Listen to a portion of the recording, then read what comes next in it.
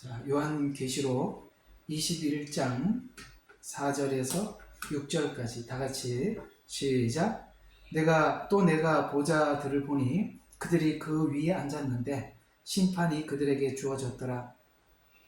또 예수께서 예수에 대한 증거와 하나님의 말씀으로 인하여 목배임을 당한 사람들의 혼도 보았는데 그들은 그 짐승에게나 형상에게 경배하지 아니하였을 뿐만 아니라 그의 표를 그들의 이마 위에 손에도 받지 아니하였더라. 그러므로 그들은 살아서 그리스도와 함께 천년을 통치하더라. 그러나 죽은 자들 가운데서 나머지 천년이 끝날 때까지 다시 살지 못하리라. 이것이 첫 번째 부활이라. 첫 번째 부활에 참여하는 자는 복되고 거룩하도다. 둘째 사망이 그들을 다스릴 권세가 없고 오히려 그들이 하나님의 그리스도의 제사장들이 되어, 잘 기억하세요? 그들이 뭐가 됐어요? 그리스도의 제사장들이 되어. 요거 천년왕국의 우리 위치를 이야기하는 것입니다. 그리스도의 제사장들이 되어 천년 동안 그와 함께 뭐 한다고요? 통치하더라. 제사장이 되어서 통치하더라. 이게 이제 천년왕국의 우리 위치예요. 이제 여러분 대단한 사람들입니다. 그런 사람들이거든요. 자, 오늘은 이제 기독교 신앙은 우리가 십자가를 통해서 믿음을 갖고, 그죠? 그 다음에 부활로 소망 중 주님을 기다리는 곳, 그것이 바로 기독교 신앙의 중심이죠. 뭐를 가지고요? 십자가로 믿음을 갖고, 그 십자가로 믿음을 갖는다는 것은 십자가는 하나님이 우리를 향한 사랑의 표현이니까 그 사랑을 가지고 우리가 믿음을 갖고, 그 다음에 그 믿음이 어디로 가느냐? 오늘 여기 20장에 부활로 가는 겁니다. 그게 너희가 소망 중 믿음을 가졌다라고, 소망 중 믿음을 가졌다라는 표현이, 여러분과 저의 믿음은 지금 현재 이미 구원을 받았지만 그 구원이 뭘로 남아있느냐? 소망으로 가서 훗날 오늘 20장 금방 읽었던 4절과 6절에 이렇게 천년왕국의 제사장이 되고 또 하나는 새하늘과 새 땅의 주인공이 되는 것으로 이렇게 모든 것이 마무리가 되는 것입니다. 여러분, 신앙의 중심에는 부활이 있는 거 맞지요? 우리는 다 부활해서 우리 주님과 함께하는 그런 사람들. 여기서는 온라인으로 보지만 거기 가면 거기 가면 온라인으로 볼 필요 없어요. 그죠? 그래서 시간과 공간을 초월하는 그런 곳에서 주님과 함께 영원히 살아가게 될 것입니다. 오늘은 이 부활에 대해서 한번 깨끗하게 한번 정리를 한번 해보도록 하죠. 자, 부활이라는 말.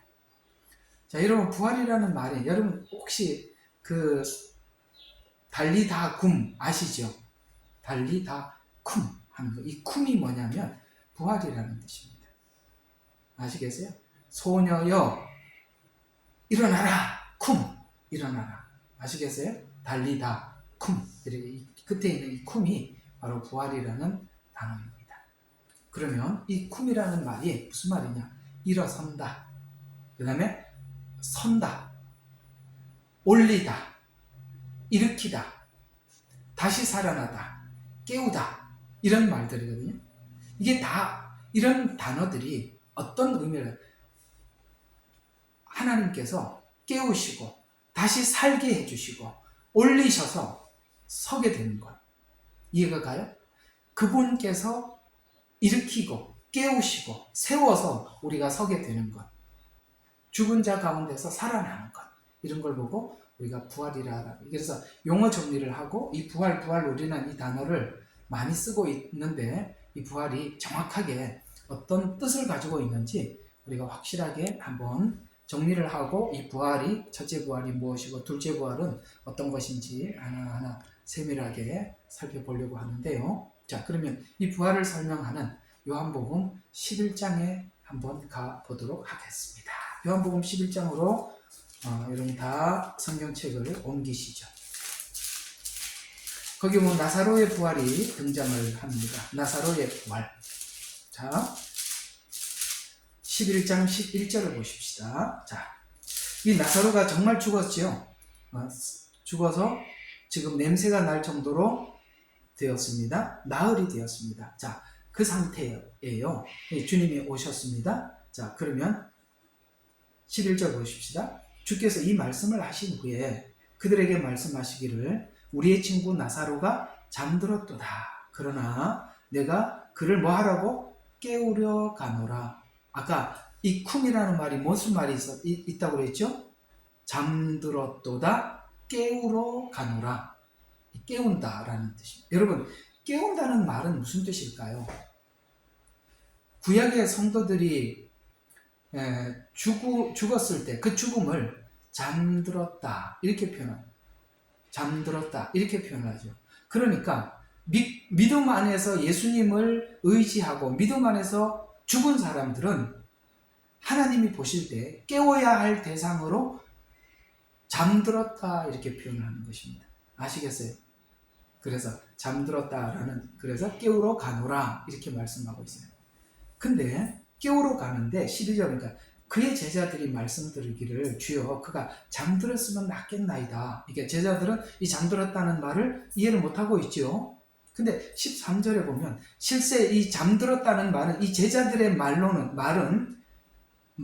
맞아요. 잠드는 게 아니라 진짜 죽은 거거든요. 그런데 예수님은 잠들었다라고 표현하고 있는 거예요. 완전히 죽었지만 잠든 거예요. 그러니까 여러분, 예수 믿고 먼저 하나님 앞에 가신 분들은 지금 무덤 속에서 잠들어 있는 것이고, 영혼은 낙원에 가 있지만 육체가 부활할 때까지는 이렇게 잠들어 있는 것입니다. 하나님이 보실 땐 잠들었고 우리 눈으로 볼 때는 죽은 거 맞아요. 근데 왜 예수님 입장에서는 잠들었냐? 깨우는 거니까. 아시겠어요? 예, 그러니까 잠들었다 이런 표현을 쓰고 있는 것이고요. 그래서 14절을 보면 그때 예수께서 그들에게 분명히 말하기를 나사로가 죽었도다. 맞아요. 죽었습니다. 차라리 죽음을 말씀하셨으나 그들은 잠들어 쉬는 것을 예수 말씀하신 줄로 생각하더라. 그때 예수께서 그들에게 분명히 말하기를 나사로가 확실하게 죽었다. 여러분, 이거는 에덴 동산에서 인간이 죄를 짓고 난 이후에 맞이했던 죽음 그 자체를 그대로 묘사한 것입니다. 15절 보면은 너희가 15절 그냥 쭉 지나가서 부활만 좀 보려고 합시다. 좀 시간을 줄여서 24절을 한번 보십시다. 자, 마르다가 주께 말씀드리기를 마지막 날에 부활로 그가 다시 살아날 줄 내가 아나이다. 자, 상황이 이제 이해가 가지요? 나사로가 정말 죽었습니다. 그렇죠? 근데 예수님은 깨우러 간다 그래서 부활로 대답을 합니다. 그러니까 지금 여기 마르다는 자기가 가지고 있는 부활신앙으로 뭐라고 고백합니까? 주님, 마지막 날에 부활로 그가 다시 살아날 줄 내가 믿습니다. 우리가 보편적으로 이해하고 있는 똑같은 거죠. 마르다가 이해하고 있는 부활은 같은 의미에서 고백을 하고 있습니다. 그런데 자, 지금 오늘 이 나사로를 살린 이유가 뭐죠? 나사로는 또다시 죽죠. 나중에. 오늘 이 마르다의 고백, 24절의 고백처럼 마지막 날에 다시 살아날 겁니다. 그러나 지금 현재 예수님께서 나사로를 일으킨 이유가 뭐죠? 여러분, 여기 쭉 보면은 어떤 이야기가 계속 등장하고 있어요. 이 나사로를 살리는 과정 속에. 무슨 이야기죠? 믿게 하려 함이라. 여기 15절을 보세요. 이는 너희로 믿게 하려 함이라 라고 이야기를 합니다. 그리고 여기만 나오는 게 아니라 믿게 하려 함이라는 말들이 여기 이 나사로를 살리는 일 속에 등장을 많이 이렇게 여러 번 이렇게 믿게 하려 함이라, 믿게 하려 함, 이런 말이 나오는데요. 여러분, 이 이야기가 되는 것입니다. 여러분, 아까 말씀드린 것처럼 저와 여러분이 믿는, 예수님을 믿는 믿음의 근거 중심에는 뭐가 있습니까? 예수님을 믿는 중심에는 십자가 은혜와 사랑이 우리 마음속에 부어졌고 그 사랑과 은혜를 믿는 것입니다. 근데 그 믿음이 어디로 가는 거죠? 최종적으로 부활을 믿는 믿음으로 가는 것입니다. 아셨어요? 그래서 지금 나사로가 부활하는 사건을 통해서 그 주변에 있는 많은 사람들이 그 믿음을 마르다도 가지고 있어서 마지막 날에 다시 살 거예요. 그 믿음을 지금 이 나사로를 일으킴으로 인해서 그들에게 믿음을 주게 하기 위함이라는 것이죠. 그러면 성경이 말하고 있는 믿음은 뭐냐? 최종적인 믿음은 뭐냐 이거죠. 오늘 믿게 하려 함이라는 이 말을 부활과 접목을 시켜서 믿음을 이렇게 연결을 시켜 주었다면 여러분과 저의 믿음의 결정체는 부활을 믿는가 믿지 않는가입니다. 그게 믿음의 결정체예요. 그래서 나사로를 일으켜서 그들로 하여금 믿게 하려 함이라는 말이에요. 우리의 믿음은 부활이 종착역입니다. 왜요? 부활 이후에 영생으로 들어가는 겁니다. 됐어요? 아멘. 예, 누가 좀 이렇게 말을 해주셔야 넘어가지. 아무도 대답을 안 하니까 그냥 내가 이거 넘어가야 할지 말아야 될지 모르겠습니다. 다음 이야기를 하기 위해서 좀 아멘을 해주시면 고맙겠습니다. 자, 그래서 또 그 다음 계속 좀 이어서 봐요. 25절에 이렇게 주님을 말씀, 그 믿음을 이야기하면서 이렇게 이야기합니다. 자, 25절, 예수께서 그녀에게 마르다에게 말합니다. 나는 부활이요 생명이니 나를 믿는 자. 자, 예수님이 뭐라고 이야기합니까? 부활이고 생명이래요. 그러면서 이런 이야기를 합니다. 나를 믿는 자는 죽어도 살 것이요 라고 이야기하는, 나는 부활이고 생명이니까 나를 믿는 사람들은 죽어도 산다는 말이 무슨 뜻일까요? 죽어도 사는 사람들은 진짜 죽었다, 이 나사로처럼 죽었다 살아나는 거죠.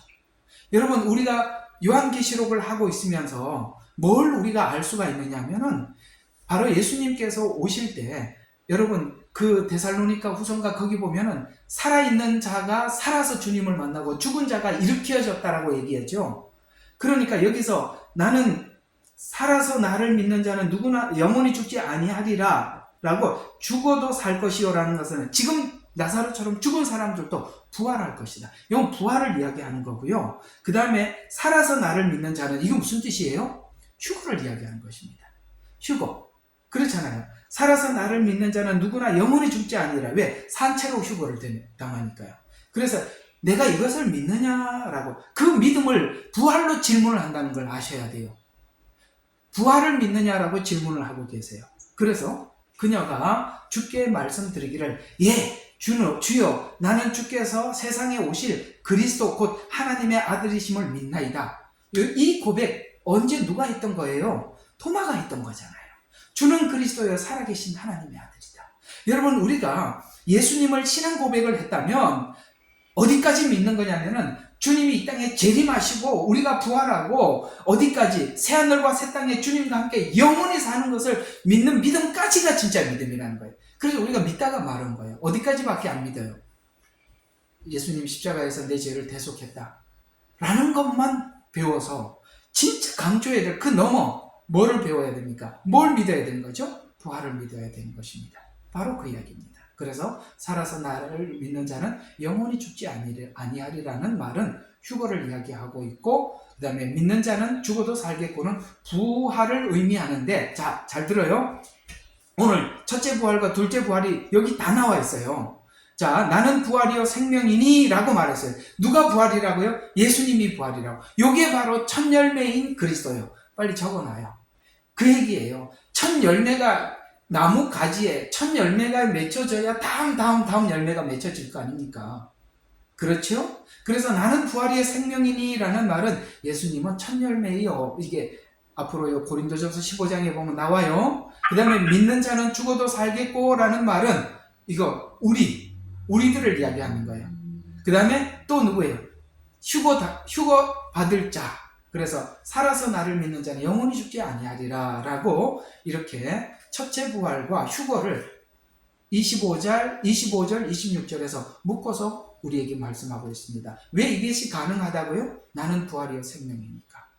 그분이 첫 열매니까. 이렇게 되는 것입니다. 꼭 이 개념을 딱 가지고 계셔야 됩니다. 자, 그러면 이것이 부활에 대한 개념인데, 그러면 오늘 이 나사로가 죽은 이 모습을 바라보고 하나님 마음은 우리가 죄와 사망으로 죽을 수밖에 없는 이 상태에 있는 우리들을 향한 하나님의 마음이 어떠한지 예수님께서 우리에게 그대로 이 나사로 죽음 앞에 그대로 표현한 것이 이런 겁니다. 33절을 한번 보세요. 자, 나사로가 죽었다는 얘기를 듣고 33절에 뭐라고 이야기를 합니까? 이렇게 말합니다. 그때 예수께서 그녀가 울고 있는 것과 그녀와 함께 온 유대인들도 우는 것을 보시고, 여러분, 우리가 인류가 죄와 사망 가운데 죽을 수밖에 없는 이 상태는 마치 우리에게는 슬픔이고 울음이에요. 그렇죠? 사람이 죽었잖아요.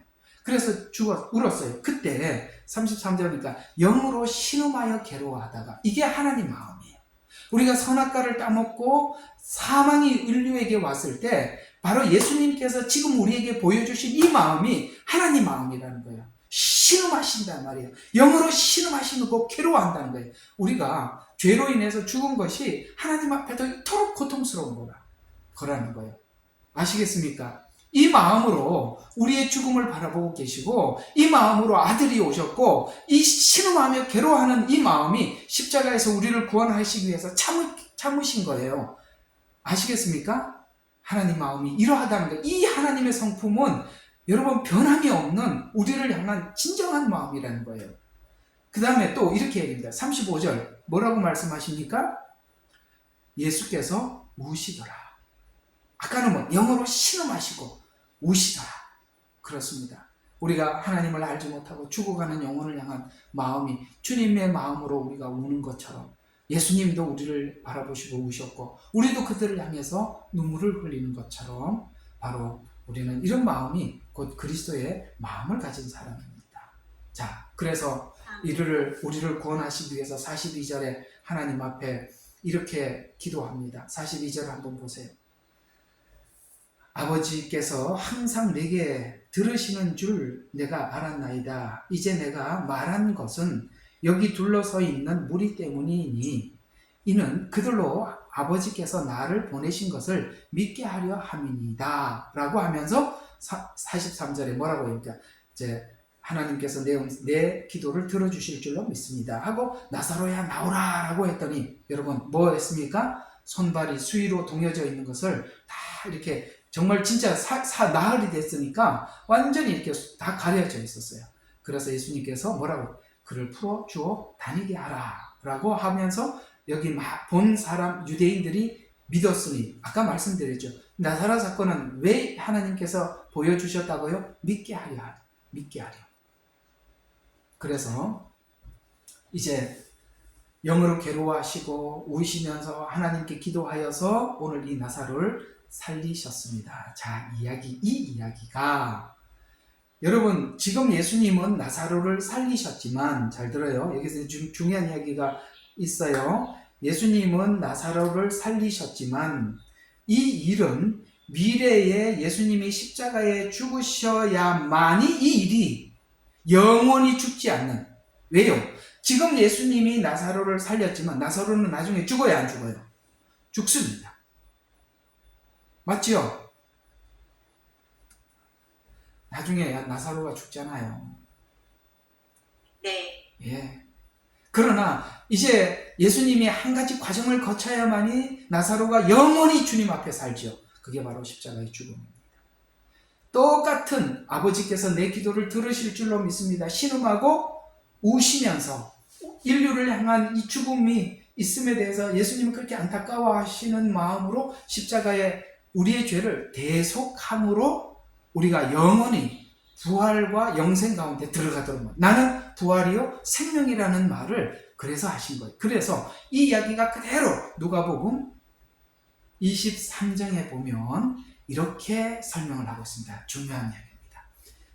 하나님께서 나사로에게 했던 것처럼 예수님은 이제 이 모든 인류를 살리기 위해서 어떻게 하냐, 누가복음 23장 46절에 보니까 십자가에 죽으실 때 이렇게 하나님께 고백합니다. 아버지여 내 영을 아버지 손에 의탁하나이다. 이게 무슨 뜻입니까? 예수님은 인간의 몸을 입고 있고 오셨고 육체로 오셨기 때문에 스스로 부활할 수가 없어요. 육체를, 우리가 죽어서 아무것도 할 수 없듯이 예수님도 육체로 오셨기 때문에 아무것도 할 수 없어요. 그래서 예수님이 십자가에 죽으시면서 아버지시여 내 영을 아버지 손에 의탁하나이다 라고 하시고 이 말씀을 마치신 후 숨을 거두셨어요. 아버지께 의탁하십니다. 그러면 누가 아버지 손에 의탁을 했는데 하나님은 그 의탁한 예수님을 어떻게 하셨느냐? 우리 사도행전으로 빨리 가봐요. 그 이야기를 베드로가 이렇게 증언을 하고 있습니다. 사도행전 2장 23절과 24절입니다. 23, 24절. 자, 아버지 하나님의 정하신 뜻과 미리 아심을 따라 내어주신 그를, 이게 무슨 말입니까? 예수님을 십자가에 못 박아서서 했을 때 하나님이 그걸 허락했다면, 내어줬다라고 이야기한 거예요. 내어주신 그를 너희가 붙잡아 무법자의 손을 통해서 십자가에 못 박아. 누가 못 박았다고요? 너희가. 아시겠어요? 하나님은 내어줬는데 실제 십자가에 못 박으라고 외친 건 누구예요? 유대인들이었죠. 그러니까 너희가 십자가에 못 박았다는 거예요. 그게 우리가 십자가에 못 박도록 하나님은 허락하신 거라는 얘기가 되는 거예요. 그렇죠? 네. 여기에 있는 이들이 유대인들입니까? 아니면 우리입니까? 우리입니다.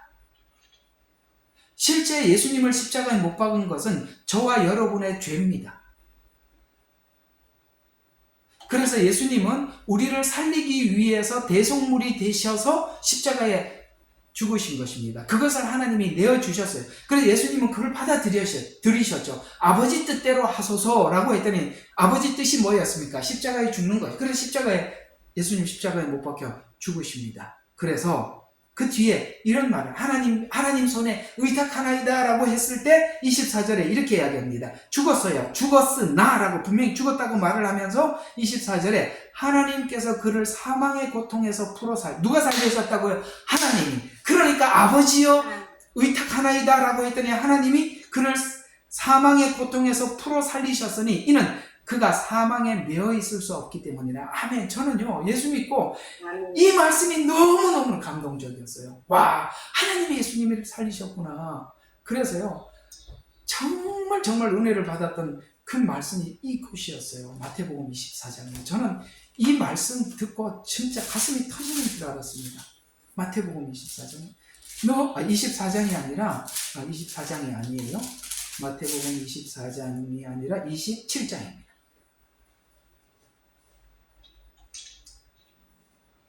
자, 51절, 53절, 27장 51, 53절. 보라, 성전의 휘장 위에서 아래까지 둘러 찢어지고 땅이 흔들리며 바위들이 갈라지고 무덤들이 열리며 잠들었던 많은 성도들이 몸이 일어났으며, 그러니까 잠들었던 성도라고 아까 잠이라 그랬잖아요. 일어났으며 주께서 부활하신 후에 무덤에 나와 거룩한 도성으로 들어가 많은 사람들에게 나타납니다. 이게 무슨 말이냐면 이제 우리가 성막을 하고 있잖아요. 성막에 성소와 지성소 사이에 있는 커튼이 있어요.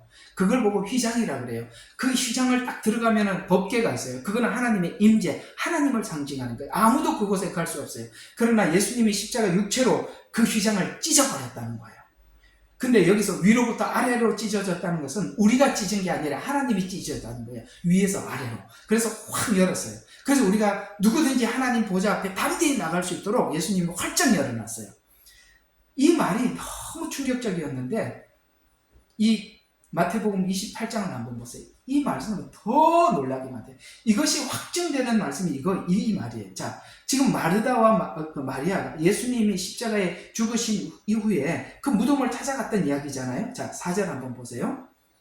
자, 어디 보면은 2절 한번 보시죠. 자, 막달라 마리아와 다른 마리아가 무덤을 보러 갔다가 그런데 보라, 거기에 큰 지진이 일어나고 주의 천사가 하늘에서 내려와 그 문에서 돌을 굴러내고, 유대인들의 무덤을 이야기해요. 무덤 앞에 있는 돌을 굴러내고 그의 용모는 번개와 같고 그 옷은 눈처럼 휘어져. 그러니까 천사가 이렇게 앉아있어요. 그러자 경비병들이 천사를 두려워 떨며 죽은 자들처럼 되었더라. 천사가 대답하여 그 여인에게 말하기를, 와, 여기서 저는 너무 울었어요. 이 얘기 듣고.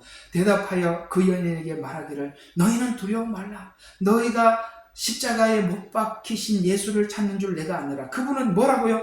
여기 계시지 않고 말씀하신 대로 살아나셨느니라. 와서 주께서 누운 자리를 봐라. 봤더니 빈 무덤이에요. 와, 이건 너무 충격적인 이야기예요. 빈 무덤이었어요. 살아나셨다는 거 아닙니까? 그래서 누우셨던 것을 보라. 속히 가서 주의 제자들로부터 주께서 죽은 자들로부터 살아나셨다고 말하라. 보라, 주께서 너희보다 먼저 갈릴리로 가시나니 거기서 너희가 주를 뵙게 되리라. 보라, 내가 너희에게 말하였노라고 하니 그들이 두려움과 큰 기쁨으로 무덤에서 급히 떠나 주의 제자들에게 말하고 달리가. 예수 만난 사람들이 바로 이렇게 사는 거예요. 여러분, 이걸 부활을 믿으면 우리가 가만히 있을 수가 없어요. 정말 이 두려움과 기쁜 마음으로 그 무덤에서 떠나, 여러분, 우리는 무덤을 떠난 사람들이거든요. 그래서 무덤에서 떠나 급히 떠나 제자들에게 말하려고 뭐 했다? 달려가더라. 저는 그래서 선교지에 갔습니다. 이걸 전하고 싶어서. 예수님이 살아나셨다. 당신의 죄를 대속하셨다. 여러분, 이것처럼 기독교인은 바로 부활의 믿음을 가진 사람들이에요. 저에게 가장 충격을 주었던 이 마태복음 27장 51절부터 53절, 28절은요, 저희들의 가슴을 터지게 만드는 메시지예요. 바로 부활은 우리의 믿음의 종착역이거든요. 누가 살리셨어요? 하나님이 살리셨어요. 이건 뭘 의미하느냐? 예수님은 바로 우리의 완전한 제물이었고 완전한 속죄 제물이셨다. 그래서 뭡니까? 살리셔서, 자, 이게 왜 예수님이 죽으심의 의미가 무엇이고 예수님이 산 의미가 무엇이냐? 바로 교리적으로 정확하게 정리해 준 곳이 로마서 4장입니다. 여기 굉장히 중요한, 왜 죽으셨는지, 왜 부활했는지 이 부분을 명쾌하게 우리에게 설명을 하고 있어요. 자, 로마서 4장 22절에서 25절입니다. 이건 우리에게 너무나도 귀중한 복음이니 우리 같이 큰 소리를 한번 22절부터 25절까지 우리 같이 한번 읽어보도록 하겠습니다. 시작. 그러므로 그에게 믿음이 의로 여겨졌느니라. 이제 그에게 의로 여겨졌다고 기록된 것은 아브라함만을 위한 것이 아니요 의롭다고 여김을 받는 우리들 때문이기도 하니 곧 예수 우리 주를 죽은 자들로부터 살리신 그분을 믿는 자. 죽은 자로부터 살리신 그분이 누굽니까? 예수를 통해서 하나님을 믿는 자, 이런 말입니다. 예수께서는, 자, 25절이 그 포인트예요. 25절에 뭐라고 이야기합니까? 예수께서는 우리의 범죄함을 위하여 드려졌고, 이게 무슨 말입니까? 우리 죄 때문에 십자가에 죽으셨다는 거예요. 그래서 죄 때문에 죽으셨으니까 그를 믿는 사람들은 죄가 사해졌죠? 근데 이걸로 끝나버리면 아무 의미가 없어요. 죄 용서함 받는 걸로 끝나는데 하나님이 그를 살리셔서 어떻게 우리를 의롭다 하심을 위해서 다시 일으키셨다. 죽음의 의미가 뭐라고요? 우리 죄 때문에. 부활의 의미가 뭐라고요? 의롭다 하기 위해서. 그래서 저와 여러분은 어떤 사람에 대해서 하나님이 보실 때 의로운 사람들. 여러분, 우리가 의롭지 않는데 하나님이 왜 의롭다고 하느냐면 우리는 이렇게 죄의 목록이 이렇게 있어요. 뭐 그냥 아무 하나 들고 이야기하는 겁니다. 죄가 있어요. 그런데 하나님께서는 예수님의 보혈로 이 죄를 이렇게 그냥 뭐 이렇게 하얀 종이가 없어요. 의롭다라는 말은 희다는 이야기인데 이렇게 죄의 목록들이 있는데 이렇게 덮어버렸다는 거예요. 이렇게 의롭게 이렇게 돼 있는 상태. 그래서 하나님이 우리를 볼 때 이게 보여요, 이게 보여요. 예수님의 피가 보이는 거예요. 보혈이. 이게 성막에서 나오는 비밀이에요. 이게 성막에서 나오는 거예요.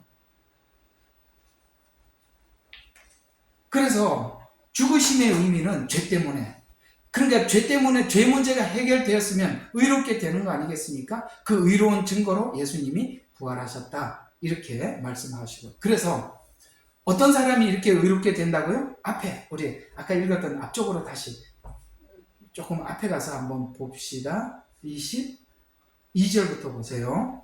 아브라함이 의롭게 된 대표적인 인물인데 아브라함이 왜 의롭다고 하나님 앞에 인정을 받았느냐? 행위로가 아니라 믿음으로 의롭다 함을 받았다라고 말씀하고 있습니다. 그러니까 아브라함은 의로운 사람이죠.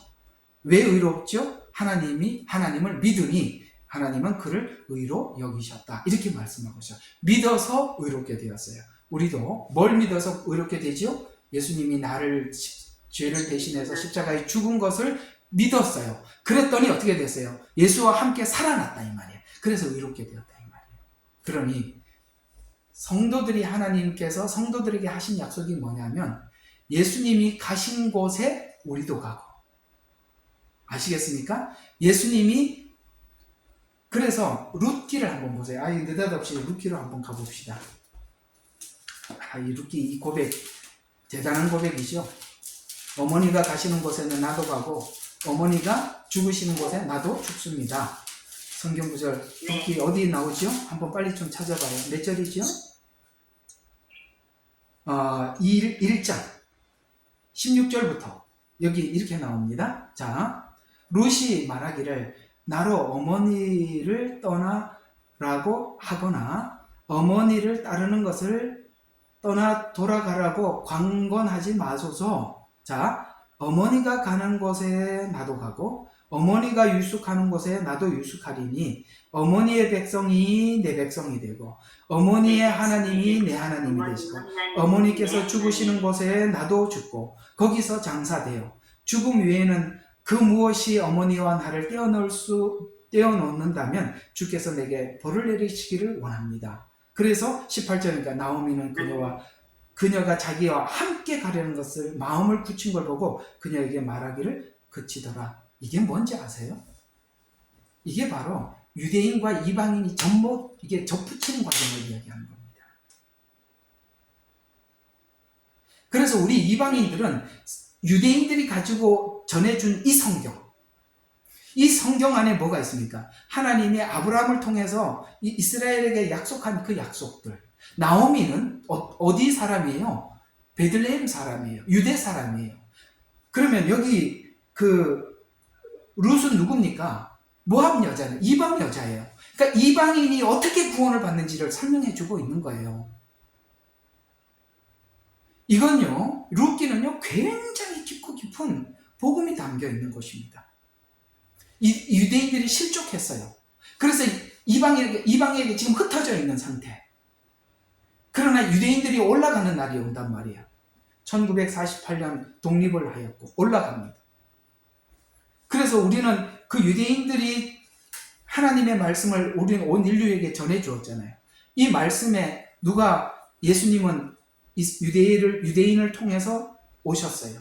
그분이 십자가에 죽으시고 우리 죄를 대속하시고 부활하셨어요. 그걸 지금 룻은 만나서 나오미를 따라 올라가는 것입니다.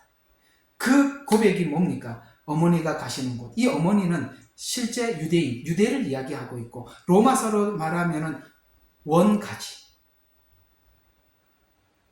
그 원가지에 접붙이는 신앙 고백이 뭐라고요? 어머니가 가는 곳에 나도 가고 죽으시는 곳에 나도 죽고. 아시겠습니까? 그겁니다. 네. 예. 이건 이제 나중에 로마서 9장부터 11장 할 때 자세히 풀어드리겠습니다. 일단 개념은 가지고 계시기를 바랍니다. 아시겠죠? 그래서 우리는 유대인이겠지만 물론 우리가 이걸 예수님을 지칭하고 그대로 해석해도 아무 문제는 없어요. 그러나 원래 성경은 그걸 이야기하고 있었던 거라는 걸 기억하시기 바랍니다. 자, 그래서 예수님이 어디로 가서 우리를 구원하셨죠? 어디로 가셨죠? 예, 골고다로 올라가셨죠. 그래서 예수 믿는 우리들은 예수님이 가신 길을 간다는 것은 골고다를 우리가 함께 올라가는 것입니다. 여러분, 고난 없이 영광이 없어요. 그렇죠? 예. 우리가 부활을 기다리고 있는 우리들은 하나님의 영광이 약속된 자들입니다. 그러나 성경은 분명히 말합니다.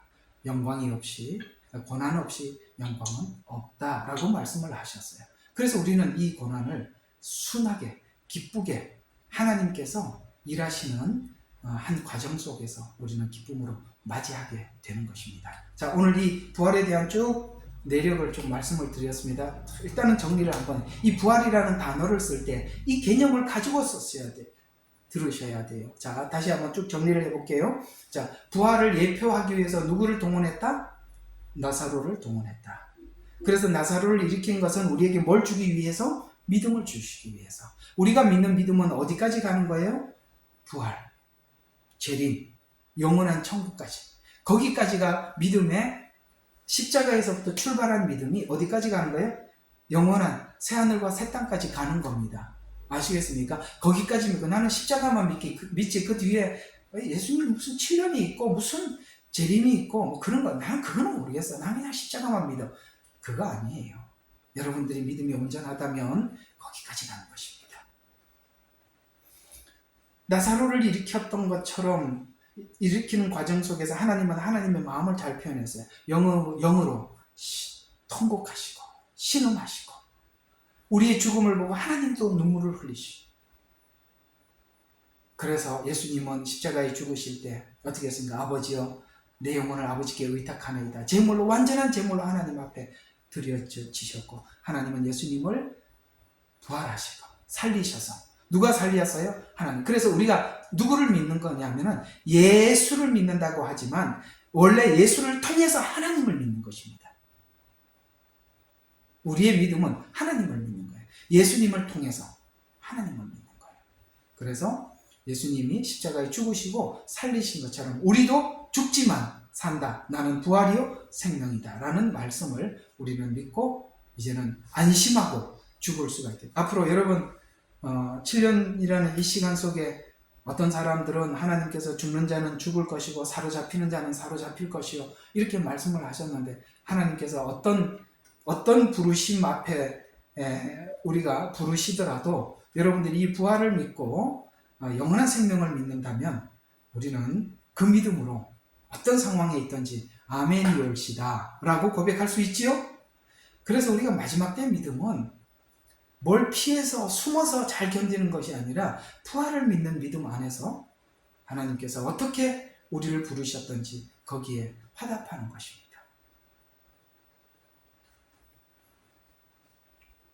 말없이 아멘을 하고 있지요? 자, 그러면 오늘은 이제 일단은 시작은 하고 들어가 보도록 하겠습니다. 자, 의롭게 된 자들의 부활. 자, 부활에 대해서 오늘 이렇게 이야기를 하고 있습니다. 자, 차례대로 되리니 라고 이야기합니다. 자, 오늘 우리 읽었던 계시록 20장 다시 가보도록 하겠습니다. 일단은 본문부터 한번 쭉 풀어봅시다. 4절에 보면 5절부터 한번 봅시다. 4절 중반부터 봐요. 자, 그의 표를 그들의 이마 위에 손에도 받지 아니하더라. 그러므로 그들은 살아서 그리스도와 함께 천년을 통치하더라. 그러나 죽은 자들 가운데서 나머지는 어떻게 하냐면은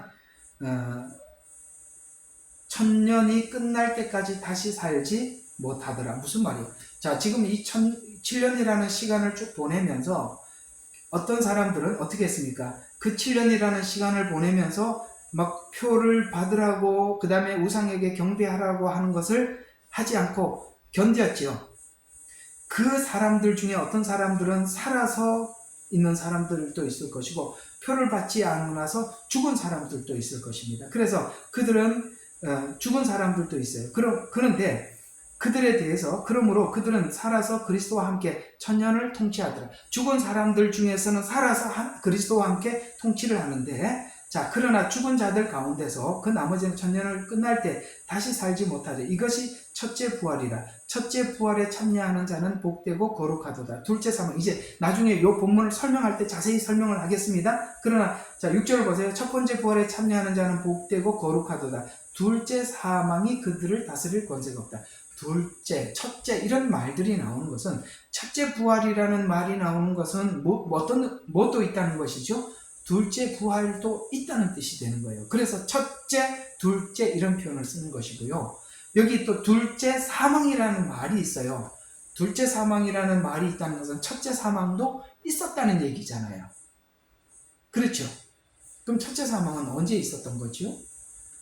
에덴 동산에서 아담과 하와가 범죄하고 난 이후에 죽었던 사망을 첫째 사망이라고 하고 있고, 여기에 짐승에게 경배하고 짐승에게 경배하고 끝까지 예수님을 믿지 않았던 사람들이 천년이 끝난 이후에 다시 부활을 해요. 그들은 하나님 앞에 심판을 받고 둘째 사망으로 들어갈 겁니다. 그러나 여기에 믿음을 지켰던 사람들은 뭘 하지 않아요? 둘째 사망이 다스릴 권세가 없다. 이렇게 성경은 말씀하고 있는 것입니다. 자, 그래서 이 개념이 여러분 지금 제가 짧게 이렇게 한 말 가지고 다 정리는 할 수가 없을 거예요. 앞으로 여기에 대해서 쭉 설명을 하다 보면 이렇게 개념이 좀 잡힐 텐데, 여기 있는 이 부활이 고린도전서 15장에 부활장에 이 내용을 쭉 길게 설명을 했었어요.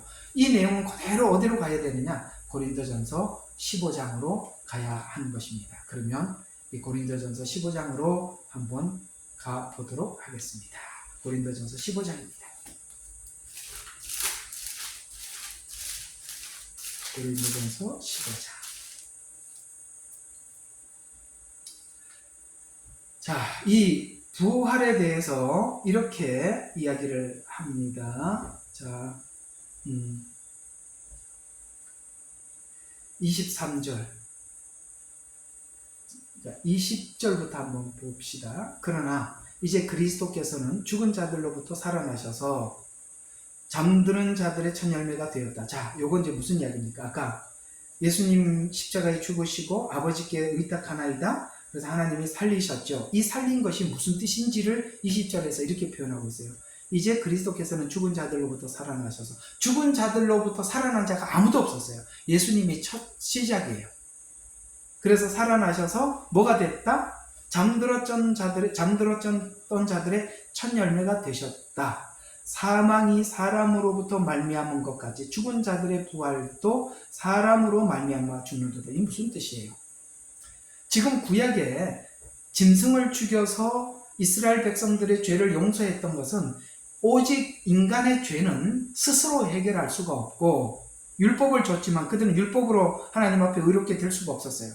그래서 제사를 통해서 계속 준 메시지가 뭐냐면, 너희들이 스스로 율법으로는 의롭게 될 수가 없고 대속을 통해서만이 우리가 의롭게 되는데, 인간의 죄를 짐승이 대속할 수는 없죠. 그러나 짐승을 잡아 죽였던 이 사건은 우리에게 어떤 메시지를 자꾸 전해주느냐면, 누군가가 와서 피를 흘려 우리 죄를 대속해야만 한다라는 것을 계속 설명을 했었어요. 그걸 염두하면서 21절을 봐요. 사망이 사람으로 말미암은 것 같이, 아담이 범죄를 했으니까 사망으로 말미암은 것 같이 죽은 자의 부활도 뭐라고? 사람으로 말미암는도다. 짐승은 아니었다. 그런데 짐승은 대속을 전하는 메시지에 불과했던 것이지, 사람이 죽어야만이 사람의 죄를 대속한다. 그걸 전했다라고 하면서, 이는 아담 안에서 모든 사람이 죽은 것 같이, 그렇죠? 아담 안에 있는 사람들이 모두 죽었어요. 어디 안에 있는 사람이 다 죽어요? 아담 안에 있는 사람이 죽었대요. 왜 이런 말을 쓸까요? 왜 아담 안에서 죽은 사람이라는 말을 쓸까요? 바로 아담은 죄의 씨앗의 시작이잖아요. 그래서 저와 여러분은 누구의 후손? 아담의 후손. 그래서 부모로부터 태어났어요. 그 유전은 아담의, 원조가 아담이니까 아담은 그 씨앗을, 그래서 이사야서는 행악의 종자요라고 해서, 우리는 씨앗 자체가 악의 종자예요. 그래서 하나님 앞에 심판을 받을 수밖에 없어요.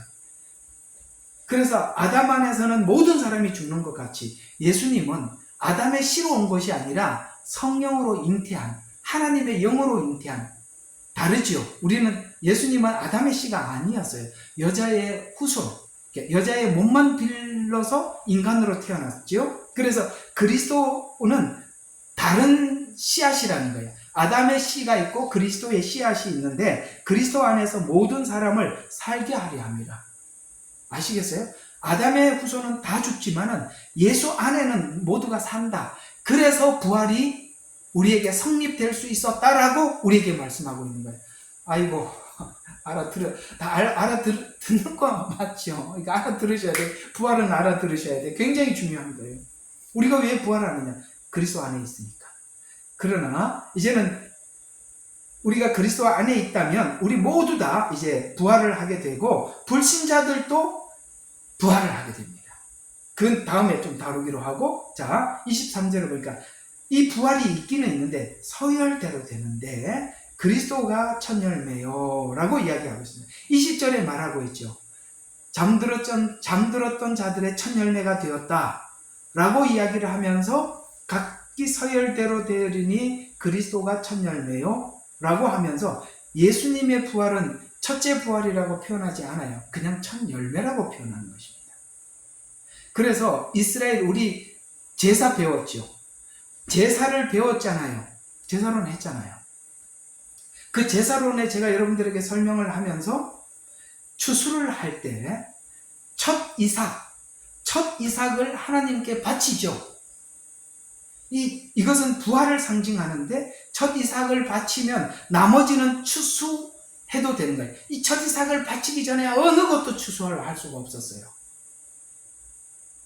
그래서 첫 열매요. 그 다음은 그리스도께서 오실 때 그분께 속한 자들이라. 그분께 속한 자들, 바로 우리들이에요.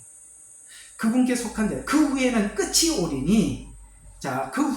오리니, 주께서 모든 정사와 모든 권세와 능력을 패하고, 정사와 권세와 능력은 뭐냐? 예수님께서 다스리는 어떤 시간, 그게 언제죠? 천년왕국. 예, 천년왕국이 끝나면 패하고 그 왕국을 누구에게 바쳐요? 아버지께 바칠 때라. 그때 한 번 있다는 거예요. 그래서 이렇게 표현하는 겁니다. 23절, 24절을 정리해 드릴게요. 예수님이 첫 열매로 부활했어요. 그 다음에 그에게 붙은 우리들이 부활할 겁니다. 이걸 보고 첫째 부활이라고 표현하는 거예요. 그 다음에 또 부활이 있대요. 언제요? 아버지께 바칠 때. 그게 천년 왕국이 끝나고 천국에 들어가기 직전에 둘째 부활이 있는데, 이때 부활이 무슨 부활이냐? 마지막, 여기 보세요. 26절, 멸망받게 될 마지막 원수는 사망이라. 그러니까 사망의 부활이 있다는 거예요. 사단을 영원한 불못에 던지는 동시에 그를 따르고 추종하던 자들이 부활을 해서 영원한 사망에 들어가는 그 시간이 있다는 거예요. 그러나 그 중간에 어떤 한 과정을 지나가야 한대요. 그게 뭐냐? 25절, 다시 아까 이제 26절을 읽었는데 25절 반대로 올라가 봐요. 그 과정이 뭐냐? 주께서 모든 원수를 발 아래 두실 때까지 뭐 해야 된다? 통치해야 한다. 발 아래 둔다는 것은 천년 동안 무적행 속에 갇힌 사건을 이야기하는 것입니다. 그래서 가두어 놓고 예수님이 통치하신대요. 왜 이걸 해야 되나? 이게 바로 천년왕국 이야기예요. 여러분, 우리가 천년왕국과 새하늘과 새 땅을 이런 걸 딱 구분을 하면 여기 이 부활 속에 요거는 지금 천년왕국을 이야기하고, 요거는 천년왕국이 끝나고 난 이후에 영원한 새하늘과 새 땅을 이야기하고, 그 사이에 첫째 부활은 요 시점에 있고, 둘째 부활은 천년왕국이 끝나고 난 뒤에 부활을 하고, 여러분 다 구분이 되는 거예요. 이게 두리뭉실하게 막 묶여. 이게 탁탁 정확하게 칼같이 구분을 해놨는데, 이게 구분을 못한다는 것은 대체 신학에 매여 있으면 이런 것들이 천년왕국이 닫혀있기 때문에 다 이 말들이 무슨 말인지 하나도 풀어지지 않는 거예요. 아시겠습니까? 그래서 첫 열매인 그리스도, 그 다음에 7년이 끝나고 난 뒤에 우리가 부활해서 주님과 함께 천년왕국에서 통치를 하고, 천년왕국이 끝나면 둘째 부활이 있고, 그들은 하나님께서 직접 심판하셔서 그 백보자 심판이라고 해요. 그래서 사단은 영원히 불못에 들어가고, 그를 따르는 사람들 영원한 지옥의 심판을 받게 되고, 그 다음에 영원한 우리가 우리가 신천지라고 말해요. 이 좋은 이 신천지 이만희가 가지고 가서 말이죠. 그게 바로 신천지. 거기 영원한 새하늘과 새 땅에 부활한 모습으로 주님과 함께 영원히 살아간다. 이 요한계시록이 끝의 이야기예요. 그 이야기를 여기 고린도전서 15장에 바울이 정확하게 구분해서 설명을 하고 있는 것입니다. 그래서 첫 열매인 그리스도, 그 다음에는 강림하실 때 그에게 속한 자, 그 다음에 그가 통치와 능력을 멸하고 하나님 아버지께 바칠 때라 라고 여기 20절부터 26절까지 쭉 나열을 해 주고 있습니다. 개념 잘 정리해 놓으시고, 그래서 24절을 보면 부활이 두 번 있음을 볼 수가 있는데, 성도들의 부활과 휴거가 있어요. 그래서 강림하실 때 그에게 붙은 자요라고 말씀하시는 이 강림이라는 지점이 어디냐 이거죠. 그때 부활과 휴거가 있는데 그 강림이 어떤 사람은 7년 전입니다 이렇게 얘기하는 사람도 있고, 어떤 사람들은 7년 후입니다 라고 이야기하는 사람들도 있고, 저는 중간입니다 라고. 왜 중간이라고 얘기하면 마지막 나팔 불 때라고 이렇게 성경은 표현을 하고 있기 때문입니다. 마지막 나팔이 언제냐? 마지막 나팔이 언제죠? 7나팔. 도표 다 외우시죠? 마지막 나팔은 7대접 전체를 마지막 나팔이라고 이야기를 하고 있어서, 마지막 나팔은 뭐냐면은 전 3년 반이 포함되지 않아요. 첫째 나팔, 둘째, 셋째, 넷째, 다섯, 여섯, 7째 나팔이 있는데요. 여섯 번째 나팔은 전 3년 반에 들어가 있지만, 7번째 나팔은 7대접 전체를 7째 나팔이라고 하는데, 그러면 마지막 나팔이라고 말하는 것이 7년 전이 될 수가 없잖아요. 그 3년 반이 마지막 나팔인데, 그래서 7년 전 휴거가 그래서 이 마지막 나팔이라는 말하고 어울리지가 않아요.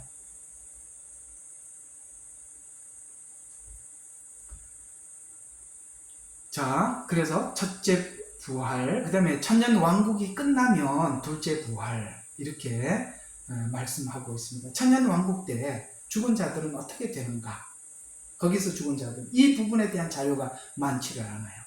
천년 왕국에 죽은 사람들은 그 다음에 새하늘과 새 땅에 들어갈 수가 있어요, 없어요? 라는 이 부분에 대해서 성경에는 자료가 많지를 않아요. 그러나 조금은 있어요. 어떻게 남겨져 있는지 정리를 한번 해보겠습니다. 그래서 이제 사람들이 이 질문도 하시는 분들이 간간히 있기는 하는데, 오늘 이 부분을 많이는 나와 있지는 않지만 정리는 꼭 해두어야 합니다. 이것이 또 미혹이 될 수가 있기 때문에 그렇습니다. 그러면 이렇게 되어 있어요. 곡과 마곡의 전쟁을 통해서 이해할 수 있는 것은, 이 천년 왕국이 끝나고 난 이후에 한 번의 전쟁이 또 있어요. 그게 곡과 마곡의 전쟁이거든요.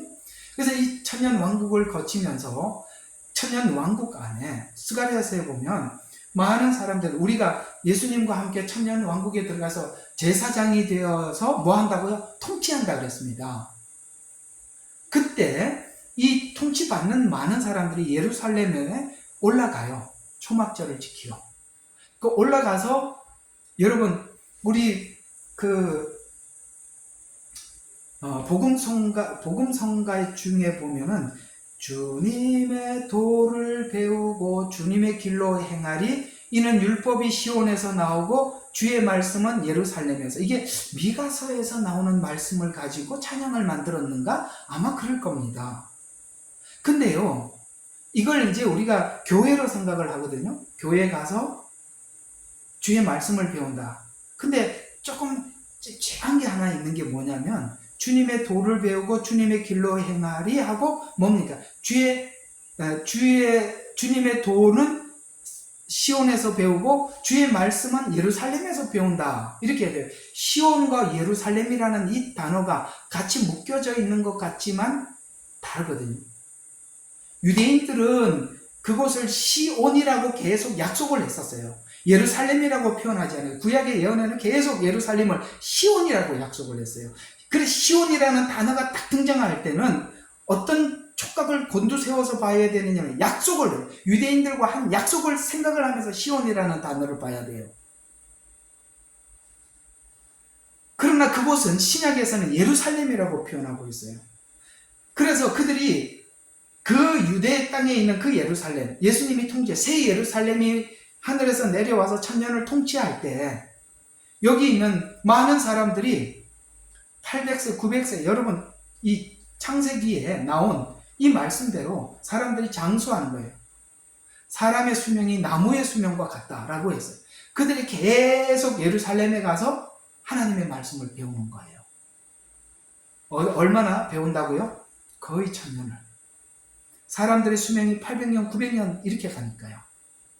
그런데요, 저는 정말 놀라운 게 뭐냐면, 그 예루살렘에 올라가서 예수님의 통치를 경험하고 말씀을 배우고 그렇게 하는데, 여러분, 1000년이 끝나자 1000년 동안 가두어 두었던 사단을 풀어놓자 또 만국을 미혹을 해.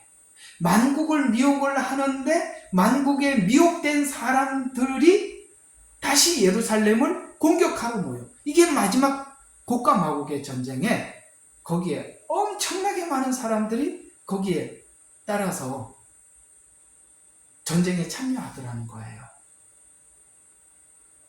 신기하죠? 저는 이걸 많이 고민을 해봤어요.